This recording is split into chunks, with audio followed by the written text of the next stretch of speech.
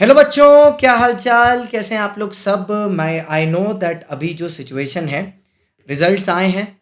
कुछ रिजल्ट्स जिन लोगों ने पास किए वंडरफुल रिजल्ट्स हैं। We have many scorers above 300 and many scores with 70 75 71 78 68 69 80 81 in law. ठीक है, बट द क्वेश्चन दैट अभी जो सबके दिमाग में चल रहा है, वाई 15%, जबकि दिसंबर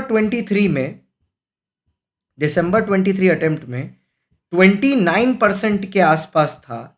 तो फिर ऐसा क्यों कि सितंबर अटेम्प्ट में ये परसेंटेज इतना गिर गया that it went down to 15%? ऐसा क्यों?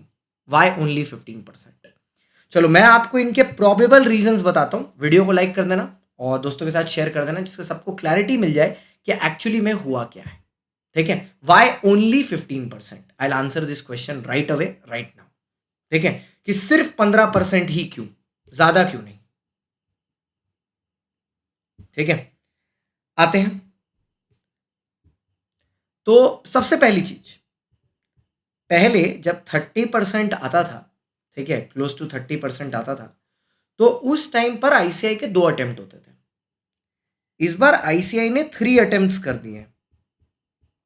ठीक है, तो इससे एक्सपेक्टेड है कि ओवरऑल पासिंग परसेंटेज थोड़ा सा डिप करेगा। ठीक है, वो नेचुरल है, क्योंकि आप अब एक अटेम्प्ट नहीं देख रहे, 2 अटेम्प्ट नहीं देख रहे, अब आप 3 अटेम्प्ट देख रहे हो, तो वहां पर पासिंग परसेंटेज विल डिप। ठीक है, पासिंग परसेंटेज विल डिप, ये कॉमन सेंस वाली बात है, it will go down a bit.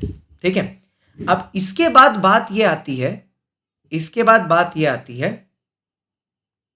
ठीक है, कि जब ये पासिंग परसेंटेज वाली चीजें आती हैं, तो अब मैटर ये करता है कि आप इस पासिंग परसेंटेज में, दूसरा रीजन ये भी है कि आईसीआई ने पहले जब न्यू सिलेबस इंट्रोड्यूस किया था, तो उन्होंने न्यू सिलेबस इंट्रोड्यूस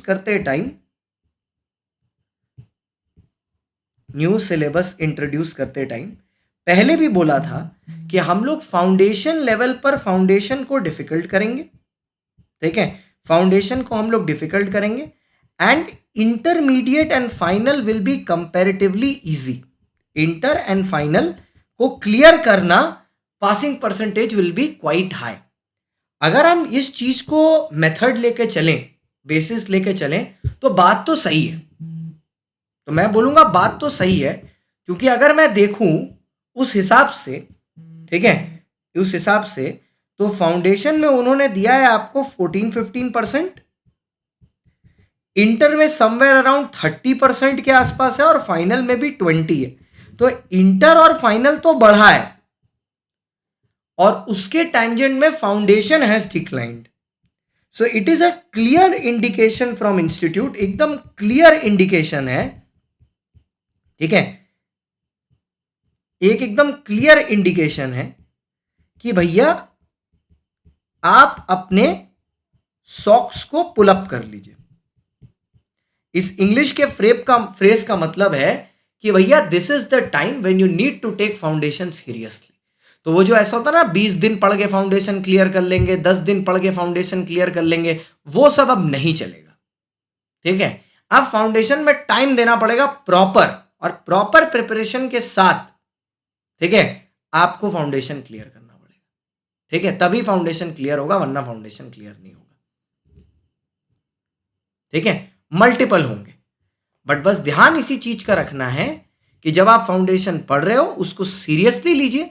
ठीक है, उसको टाइम पास की तरह मत लीजिए, क्योंकि अगर आपने उसको ऐसा टाइम पास की तरह लिया, तो आपको बाद में ये कॉन्सिक्वेंसेस फेस करने पड़ सकते हैं, और ये बहुत ही ग्रीवियर कॉन्सिक्वेंसेस होंगे। So this is my video where I am addressing you. ठीक है, कि कितना आपको, क्या लेवल आपको मीट करना है, क्या लेवल आपको देखना है, ठीक है, और किस लेवल तक आपको पहुंचना है।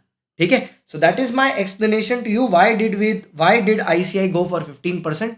आई hope I have justified this point. अगर इसके अलावा आपको कोई दूसरा पॉइंट पर भी कोई बात करनी है, तो आप प्लीज नीचे दिए गए कमेंट बॉक्स में अपना कमेंट डाल दीजिएगा, मैं उस सारी चीजों को देख लूंगा।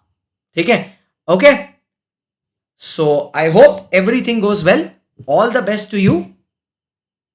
ठीक है, और एकदम आग लगा देना। अब जो अटेम्प्ट आ रहा है उसमें 15% हो या पासिंग परसेंटेज 1% हो, आपका पेपर ऐसा होना चाहिए कि आप उसमें पास कर जाएं। All the best guys, we'll start our revision series very soon on YouTube. Please subscribe to 360 Foundation so that you get all the recent updates जो भी हमारे से रिलेटेड है। Thank you so much.